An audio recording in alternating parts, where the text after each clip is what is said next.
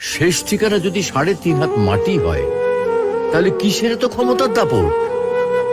ভোর 5টায় মৃত্যু, সকাল 6টায় জানিয়ে দেওয়া হবে মাইকে, 8টায় শেষ গোসল করানো হবে, 9টায় তোমাকে নতুন কাপড়ে সাজানো হবে।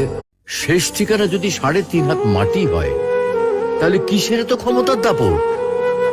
ভোর 5টায় মৃত্যু, সকাল 6টায় জানিয়ে দেওয়া হবে মাইকে, 8টায় শেষ গোসল করানো হবে, 9টায় তোমাকে নতুন কাপড়ে সাজানো হবে, জোহরের নামাজের পরে তোমার আলিশান বাড়ি থেকে বের করে নিয়ে যাওয়া হবে, 2টায় তোমার জানাজার নামাজ পড়ানো হবে, 2:30টায় তোমাকে কবরে নামিয়ে ফেলা হবে।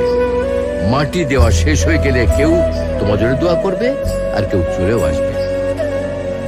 এই তো জীবনের শেষ আয়োজন।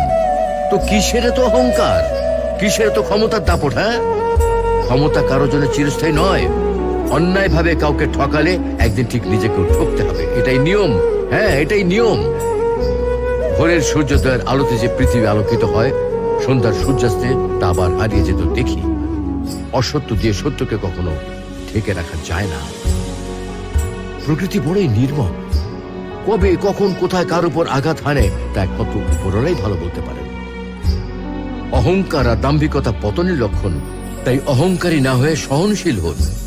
ক্ষণস্থায়ী এই দুনিয়ায় কেউ চিরস্থায়ী নয়। এজন্য ভুলে যেতে হবে সব রোগীর স্বপ্ন, ফিরে আসতে হবে রবের দিকে, কারণ শেষ ঠিকানা তো সেই 3.5 হাত মাটি।